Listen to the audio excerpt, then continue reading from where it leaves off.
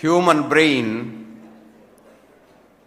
wrote Mark Twain, is a wonderful organ which starts to function from the time you're born, only to stop when you stand before an intellectual audience to speak. And it's compounded by another problem. I'm told there are three most difficult things a man can attempt to do in life, I believe, which I don't know if Raju caught it. The first is trying to climb a fence which is leaning towards you. Straight fence, you can always. Vertical fence, you can climb. Second is trying to kiss a girl who is leaning away from you. And the third is trying to speak after brilliant speakers like Arun, Raju, and Madam Abba. Don't you think I am in a pitiable position standing here? Ladies and gentlemen, let me thank all of you for your love. Whatever awards you have given, they have only humbled me more, and they've increased my responsibility. I always believed that reputation is what the world thinks of you, but character is what you are.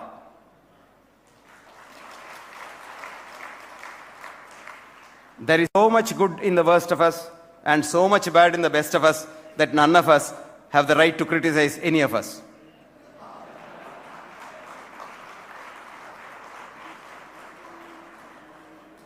I must thank your governor.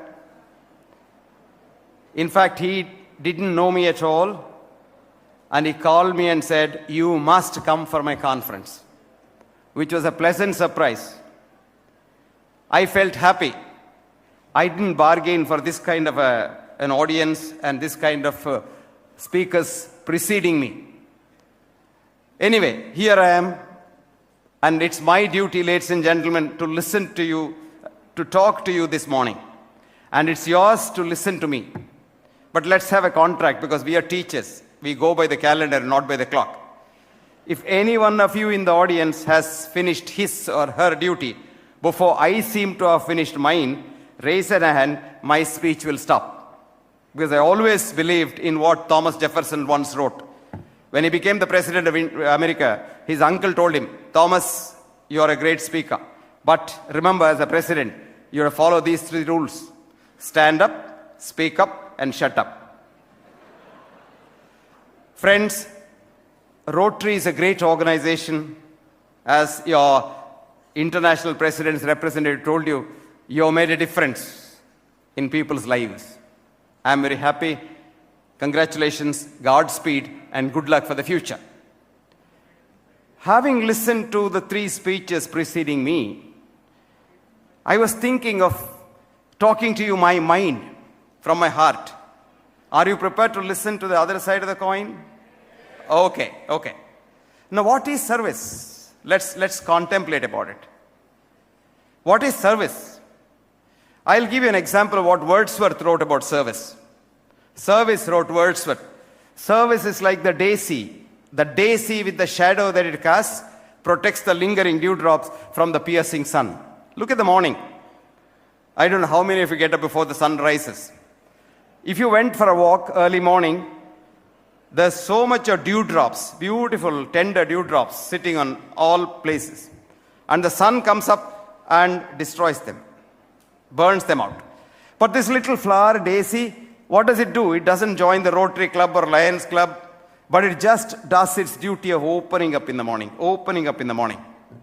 And what does it do in return? It just throws a shadow around, and that shadow for some time protects those lingering dewdrops. In economics, they call it as externality. You do something and something else happens. So what did the daisy do? Daisy just did its duty. Friends, today, man's greatest enemy is not polio or tuberculosis or AIDS, but man himself. I'm using the word man for the whole species. So women present here should not misunderstand me as a male chauvinistic pig. I'm using man for humankind because it's an easier word, saves some energy each time saying humankind or a man or a woman. So pardon me. Why has man become man's own enemy? Economists did wonderful studies to find out if man basically is hardwired to be compassionate. Is he altruistic? Two economists did it. In 2002, they got the Nobel Prize. See, this is how the Nobel Prize goes. Vernon Smith and John Cannon. What did they do? They did experiments called, now everything is in experiments now. Everybody thinks science is a great thing, so let's do experiments. Economists also said, we'll do experiments, lab experiments. So they did lab experiments. They went to the stock market and tried an experiment called dictator experiment, ultimatum experiment. Two experiments. I won't read the details because Raju hasn't given me enough time to go into the details. And with these experiments, they found out that man is truly altruisticus. They called him Homo altruisticus, hardwired to be kind, like all Rotarians. You know, you gave 375,000 American dollars to the Rotary Foundation. Godspeed, good luck. Very nice. So you're all altruistic. But there was in the same department of economics in Chicago University a different pedigree of an economist who has come from real bottom. You know, normally these professors of economy in American universities come from a pedigree of teachers, great people, rich people and all. Here was a lorry driver's son, a truck driver's son. His name was John List. John List, with great difficulty, was accepted at the University of Chicago after having taught economics in various other universities, though he had brilliant credentials to be professor of economics. But the higher pedigree people wouldn't touch him, you know, like our untouchability, which is there in America as well, but in a different kind, that's all. They don't call it the same name that we call. Now, John thought there is something amiss in this experiment. So he repeated the same dictator ultimatum experiments in real life. Instead of having this kind of an observed thing where everybody was watched as to what they do, he went to the real stock market and tried to see how the agents rip off the customers and how everybody is cheated day in and day out. So he came out with a beautiful paper, much more scientific than the paper of Vernon Smith and probably Cannon. And this was published in the most respectable journal. But poor John List never got the Nobel Prize. He didn't really come up to that. And what happened? He showed man is really, really Homo economicus. He wants to make money for himself. He doesn't want to share it with others. Of course, Arun is right. He quoted some other scriptures. I'll tell you the Isha Upanishads, which said, Isha vasam idam sarvam. Everything belongs to God. Yat kincha jagatyam jagat. Even the dust particle belongs to God. But tena tyaktena bunjitaha. Rejoice in giving. Rejoice in giving. Maghridam kasyasvidam dhanam. Don't be avarice, greed, jealousy. These are not good things. All this is fine in philosophy. But when it comes to brass tacks, you say, okay, let it be there. Let me make a fast buck now. Now tell me one area where our efforts today in the 21st century, we're all enlightened. Most of us, you know, we have so many organizations like this, Rotary, Lions, Inner Wheel, Dining Table or Round Table, Square Table, etc., etc. Millions of people have become good people. But the world, if anything, is becoming worse and worse and worse and worse. I don't know if you know the real thing behind. I suggest that you buy a beautiful book in addition to all your donations, which costs 500 rupees, and you can rotate it in the club. This book is called Super Freakonomics. What's the book's name? Super Freakonomics. One good economist, Stephen Levitt, and a good journalist, Stephen Dubner, wrote this book. They have written a book earlier called Freakonomics, but that's not as good. Super Freakonomics is very, very good, which will give you the real reason what is happening in the world. Now, Madam Abba, unfortunately, is not here, and Arun is here, and all of you said, our key thrust is polio eradication. Polio has disappeared, fine. But did you know these diseases have a different thing altogether? Disease doesn't go because of our treatment or vaccination. Disease goes when the immune system of the human beings improves. Remember that? These are called dynamic diseases. They have a cycle. If a layman wants to know what a dynamic disease is, I don't recommend you go into the medical literature because there's a jungle full of dead wood. There's occasional teak or rosewood, but to get there, you will be eaten by the tiger or bitten by a snake. So I suggest a good book for you, a layman's book, which is called Turning Point. Book is called Turning Point. written by a physicist who himself became altruistic. His name is Fritjof Capra. Fritjof Capra is teaching physics in the New York University. Now what happens, this whole thing inside, you think, oh, science is very great. Let me tell you a small, quick story. 1907, J.J. Thomson gets the Nobel Prize, who was the director of the Cavendish Institute of Physics in Cambridge. Nobel Prize for saying that electrons are particles. Fine, Nobel Prize. 1937, his own son, P.J. Thomson, gets the Nobel Prize 30 years later for saying that they are waves. Nobel Prize. 1932, Erwin Schrödinger says they are wavicles. They are neither waves nor particles. Nobel Prize. And 1925, who got the Nobel Prize in 1956, Werner Heisenberg said, you just don't know what an electron is. Because you just can't see it. How do I see Arun? When I look at Arun, a few photons from his body eject out and hit my retina, and then I know Arun is there. Now, if one photon leaves an electron, the electron becomes non-electron. This is described in the scriptures thousands of years ago. What did it say? Asino vrajati duram, shayano jati sarvata. You have an electron which you can't see.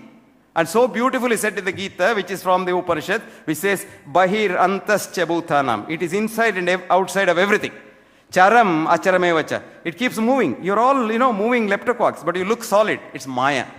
Charam acharamevacha. It moves but looks non-move. Sukshmavatet avijnayam. So this is the beauty of it. It is so subtle that no vijnana can ever look at the electron. That's the beauty. Durastam. For those who don't know, they don't know. Cha, aniketa cha. It's very close if you know. Tat. That tat was mistaken for God and we lost science. There's so much of science in the Vedic wisdom that the Westerners now are trying to investigate. You go to any Indian university, they read Einstein's book. Einstein was a clerk in the patent office in Bern. But you go to Germany, do you know what they read? They read the Indian scriptures. The present president of the Max Planck Institute in Munich, with the best physics institute in the world, Hans-Peter Dürr, a good friend of mine, has got all our scriptures and he quotes these things. Now he has realized E is equal to M. You and I are taught E is equal to MC squared, isn't it? No, E is equal to M. And he calls it as A duality. And he was telling me, what is my nomenclature of A duality? Look at those Indian seers. They called it thousands of years ago as Advaita. No duality at all. Fascinating, isn't it? Now I'll come to reality, my dear friends. Disease is directly proportionate to the virulence of the organism, but inversely proportionate to the resistance of the host. 1915, Theobald Smith was an American physician who had the audacity to say this because up until then everybody believed in Robert Koch. Germ, disease, kill the germ, disease gone. No, disease has not gone nowhere.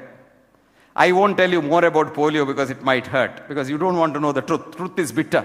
Truth is very bitter, and truth can influence only half a score of men in a century, said Aristotle, where falsehood and mystery will drag millions by the nose. I will tell you something. There is an Indian scientist called Pushpa Bhargava. Pushpa Bhargava is a respected Indian scientist who was the vice president of the Indian Knowledge Commission, right? Now he resigned from the commission because, I'll tell you why. Anyway, he wrote a beautiful paper for you people to read, which is called The Politics of Poliomyelitis. What's the paper? Politics of Poliomyelitis. It's available on Hindu, and if you want to know, it's the March 11th Hindu, 2000 something. I don't exactly remember the year. But if you go to Hindu's archives and push there, Pushpa Bhargava, friends, knowledge advances not by repeating known facts, but by refuting false dogmas, of which there are many in the world.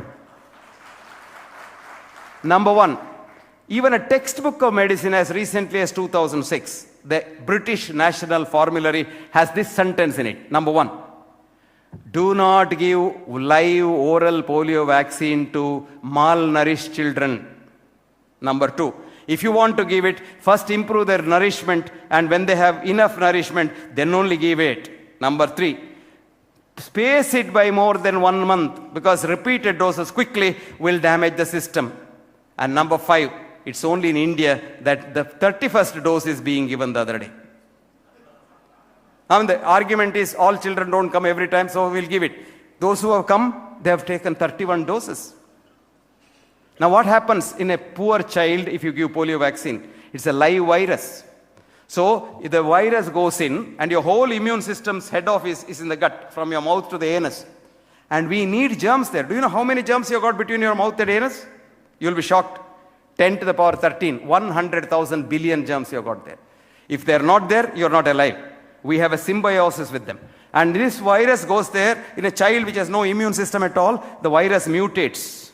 It becomes a powerful P3 virus, P1 virus, the deadliest virus, and comes out in the shit. And mind you, we don't have toilets in our villages. And the shit gets dissipated in rainy season all over the place. Other children touch it and eat it, and they are now given a deadly P3 virus. And according to Pushpa Bhargava, thousands of Indian children got polio recently, not because of the God-given polio, but man-made polio. Do you know what India needs, my dear friends? Man is man's biggest enemy. What is the greatest service you can do? Let me tell you from my heart. Give a good example to society. Give a good example to society. I can preach to all of you and think that I have preached to the Rotarians and they will all become good human beings tomorrow. I have no guarantee. But I can take an oath standing on this pedestal. I will be a better BMX tomorrow than what I am today. I am sure of one thing. There is one rascal less in this world. I want each Rotarian to take an oath today. I want every Rotarian, Rotary kid, Rotary, everybody to take an oath, go home, stand before the mirror, cross your heart and say, I shall be a better human being tomorrow. I shall be homo altruisticus and not homo economicus. Because it's so easy to live by sharing. And let me tell you as a doctor, it improves your health. The immune system depends on three things. A, your mind, your consciousness. All negative thoughts destroy you and not the person they're aimed at. Ayurveda so beautifully said, Krodha, Shokha, Bhaya, Ayasa, Viruddhanna Bhojana, Taponalan, Katva, Amla, Kshara, Lavana, Tikshnoshnati, Rakta, Pitta, Prakopet. All diseases come from the mind. And what is the solution? I'll give the Rotary solution. Hita, Mita, Ahara, Sevi. Eat in moderation. Be a gunda. Best thing is eat it and walk away and forgive him. Forgiving is not cowardice. Forgiving requires a lot of strength of mind. Then what does it say? Data, Samaha, Satyapara. Data, be a giver, not a taker. Samaha, treat everyone as equal. Don't look somebody down, look somebody up. And a man's character can be found out how he behaves with others. You just have to observe a man talking to his boss and talking to his peon. Then I know what the man is. If he talks in two different ways, he is a man to be shunned. I always tell young girls looking for a husband, just to go and watch him at his work. And see how he behaves with his boss and his assistant. If the behavior is different, leave him. End your dating that day itself, because he is going to be a very bad person. Talking to his boss and talking to his peon. Then I know what the man is. If he talks in two different ways, he is a man to be shunned. I always tell young girls looking for a husband, just to go and watch him at his work. And see how he behaves with his boss and his assistant. If the behavior is different, leave him. End your dating that day itself, because he is going to be a very bad person.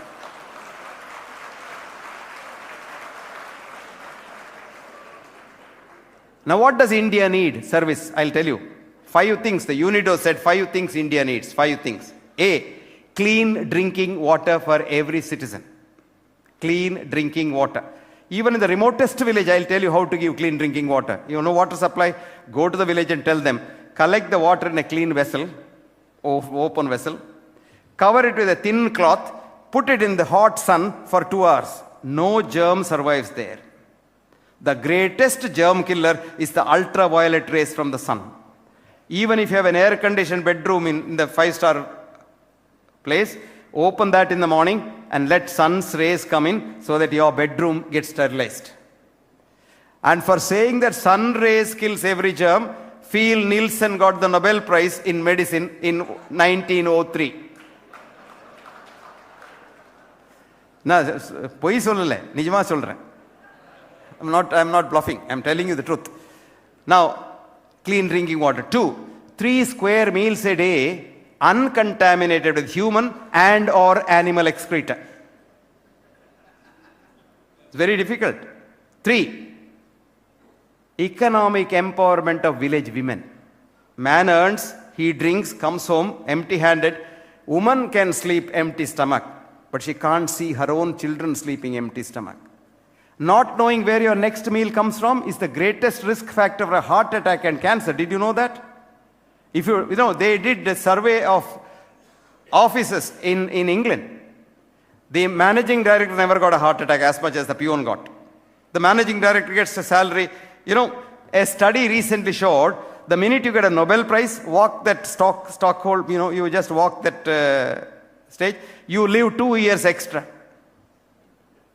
But a man who doesn't know when his next meal coming from, he will die of a heart attack.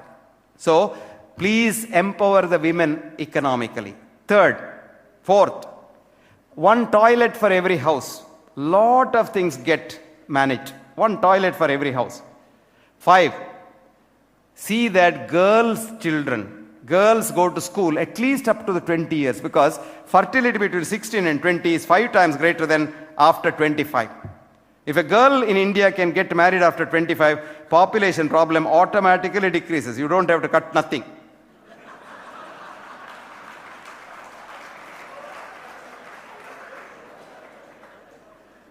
Another thing that you can do is to have a roof on top of those poor people, for which right now they have only the starlit sky.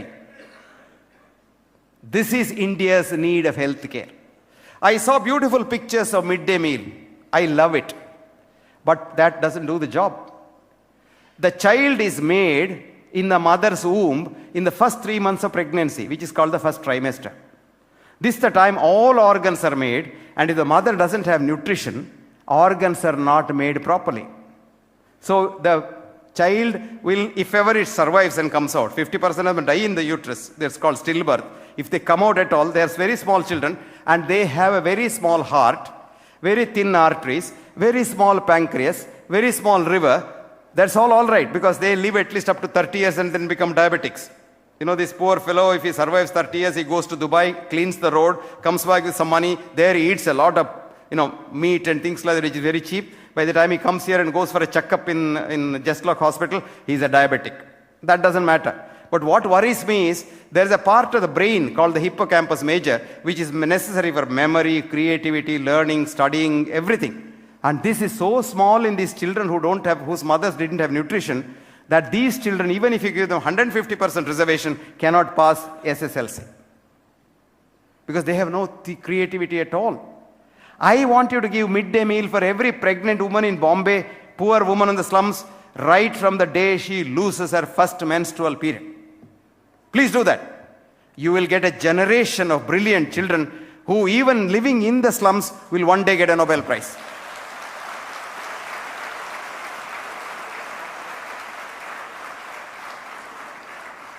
If you want more details, I have written a detailed article in the Bhavan's Journal about this, and 2 chief ministers picked up the article and called me. One, of course, in one area, I am the chairman of their health department in Bihar, Gujarat. They have implemented this. Every pregnant woman now gets a midday meal, which is more important than giving a midday meal to a child. 950 million people in this world do not have more than 1 meal a day. Did it bother you? You are worried about various other things. You are worried about giving sight to somebody who has got a cataract. But did you know why he gets the cataract in the first place? Cataract is seen at the age of 40 in poor people, whereas it is seen at the age of 80 for rich people like you. The difference is simply this. For cataract to come, or to prevent cataract, you require zinc and other elements in the food. So if you have a variety of food, especially fruits and vegetables, etc., your cataract gets postponed.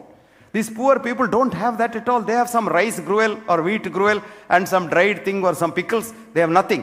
And then the virulent ultraviolet rays. So they get cataract at the age of 30. Then you go and say, I will remove the cataract. 1,000 cataracts Rotary Club has removed. Everybody claps. But I would be happy if you fed those fellows first and prevent a cataract. This is the most important thing. Vaccinations, good, they are good. But ask yourself one question. Other than smallpox, is there any disease in the world which vaccine has eradicated? The answer is no.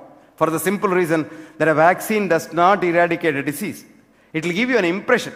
But the vaccine requires good nutrition first place. The vaccine doesn't prevent disease. The vaccine requires good nutrition. And the nutrition is protein. Antibodies are proteins. So if you have good protein like your children, you vaccinate them, they are fine. But a poor man's child doesn't have protein at all, you vaccinate it. So the British formulary says, in a poor country with lot of malnourished children, the only way to prevent polio is to give Salk vaccine. It's a little costlier, doesn't matter. It comes to about 7.5 rupees per child. It's not a big thing, but every country has banned live oral vaccine except Africa and India, and this is the only place where it can be sold. It's banned. You can't give oral polio vaccine in countries like America and Europe.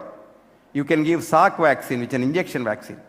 But here the argument is, we don't have money for that. It requires a lot of money. That is not the argument, my dear friends. You want to do good, right? Do the right thing. Why have half-hearted measures? There are a lot of philanthropes in this world. And you see them on the television, you see them. But are they really philanthropes? You go deep into it and you find they have an agenda, a hidden agenda.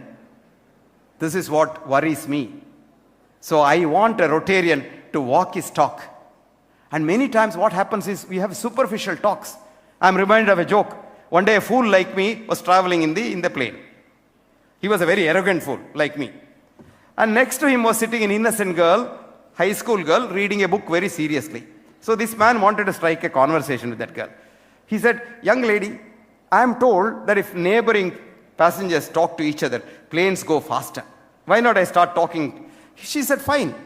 She looked up from the book, seriously reading, and then she said, talk about what? Then he thought for a while, what can I talk about? Nuclear science, nuclear physics. So I said, what about nuclear energy? Young girl said, that's fine, that's a good subject. But before that, I'll ask you a question, she said. He said, go ahead, I'm here to answer. She said, a cow, a goat, and a horse, right? They all eat grass. Agreed? Yes. But a goat brings out hard pellets at the other end. The cow puts out a large sort of putty, and the horse brings out large shakes of dried grass. Why is that? She asked. This arrogant fool like me thought for a long time, scratched his head and said, come to think of it, I don't know the answer. Then she said, well, that serves you. A man who doesn't know shit, it doesn't deserve to talk about nuclear energy. Like me was traveling in the plane. He was a very arrogant fool like me. And next to him was sitting an innocent girl, high school girl, reading a book very seriously.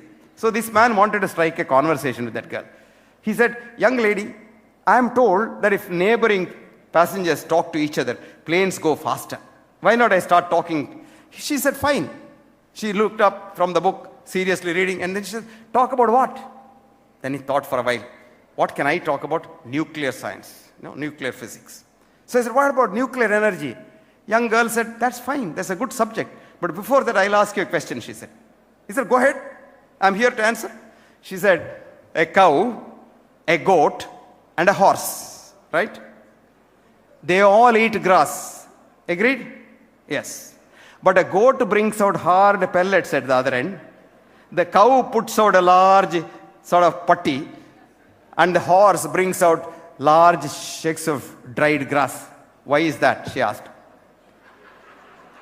This arrogant fool like me thought for a long time, scratched his head and said, come to think of it, I don't know the answer. Then she said, well, that serves you. A man who doesn't know shit, it doesn't deserve to talk about nuclear energy. This is what's happening. See, our problem is, we all talk about diseases. Somebody has told us, we talk about it. You are even telling hepatitis B vaccine. Do you know the real science behind hepatitis B vaccine? It is not required in India at all. Our risk of hepatitis B is 0.16%. And that too, what risk? For people like us, it is higher risk because I am a doctor, you are a nurse or whatever. and you are a healthcare worker, you have to. But go to the school and vaccinate children. My God, there are so many contraindications for that. And I am frightened that Homo altruisticus Rotarians get into this Homo economics business of selling vaccines. Please think about it. Please think about it. I don't want you to do anything except think, read, go deep into it and find out. Now, reason why smallpox is eradicated is that's the natural vaccination. What does a student read in the book? Edward Jenner did vaccination. If Edward Jenner did vaccination, all of us would have died of smallpox, because what he used was cowpox, which today we know by genetic engineering is totally different smallpox virus. But there was a doctor sent by the East India Company to India to study Indian vaccination system in the 18th century. The year was 1767 and the man's name was T.Z. Holwell, Holwell. He was an FRS, a scientist, and an FRCP London. He came to India and went to Bengal and saw the beautiful Ayurvedic system of vaccination prevalent in the 17th century, 18th century. And he waited there for 20 years to prospectively study the vaccinated people vis-a-vis the non-vaccinated people, and found out vaccinated 90% disease gone. And he went back and submitted this report in 1747 to the Royal College President to be handed over to the king. And from then on, the Indian vaccination system prevails, where attenuated smallpox virus is used, not cowpox virus of Edward Jenner. And if you want to know what Edward Jenner did, you will now hang him. He had a boy called Phipps, James Phipps, as his errand boy, very poor boy, in his clinic. And there is a cow maid who came and told him, I am not worried about smallpox, Dr. Jenner. I have had cowpox. He said, cowpox gives you protection against? Yes, yes. So he asked her, next time your cow gets cowpox, get me some lymph. So she got him the next cow lymph, and he injected this to the boy and told him, I'll give you some injection for strength. This boy almost died of severe cowpox. He survived with the skin of his teeth. The minute he survived, this fellow injects him smallpox pus. Can you believe that? And he was lucky he survived. And that's vaccination. No, that's not vaccination. Know the truth. You go to the internet and say Indian vaccination system, and you will get all the details of what. See, this is what's happening. What you know, what the television tells you, what the paper writes, may not be the truth. May not be the truth. It's not the truth, the whole truth, nothing but the truth. So you must get to know these things. So before you go to talk about nuclear energy, try to find out why the difference in the shit. Friends, Rotary organization is a very powerful organization. In unity, you can do a lot of things to this world. You can change the face of the world. And Rotary has been here for 105 years. Now another 105 years, you can make this world a heaven. Provided each one of us becomes Homo altruisticus. I know what you will say when you go home. I had a friend of mine who used to go from place to place lecturing. And he was a parish priest who was lecturing on very serious things. One day he was in Bombay, he was lecturing in the Renaissance Hotel, and he was staying in some small hotel in MIDC. And being a Sunday, he wanted to write a letter to his wife at home, so he wrote a letter, came out, he wanted to post it, he didn't know where to post, where the post office was. So a couple of urchins were playing, being a Sunday. He said, "Arey yaar, post office kidhar hai? Abba madam ka post office kidhar hai?" So the children said, "Aiye sab, Abba madam humko malum hai, aiye." They took a post office, he posted there, he was coming back. Then he suddenly thought, I am a priest, these children have helped me, what do I do in return? I'll buy them some chocolate. He goes to the chocolate shop and buys the chocolate, puts his hand in, the wallet is in the hotel. So he tells them, "Sorry children, my money is not there. I am going to give you 2 free passes for my talk in the Renaissance Hotel. It costs 100 rupees, but you will go free." So he wrote a pass. Children laughed. Who wants to go for talk? There are a lot of fools like BMI talking, but listening is more difficult. Talking is very easy. Anybody can talk, but sitting and listening is very, very difficult. So children laughed. He said, "Why are you laughing?" "No, sir, we just wanted to know what you're talking about." He suddenly became very serious. "I'm a priest. What am I talking about? I'm talking about God. I'm talking about theology, way to heaven and things like that." Children burst out laughing. He said, "Why?" "Sir, a man who doesn't know the way to the post office, how does he know way to heaven?" Thank you very much.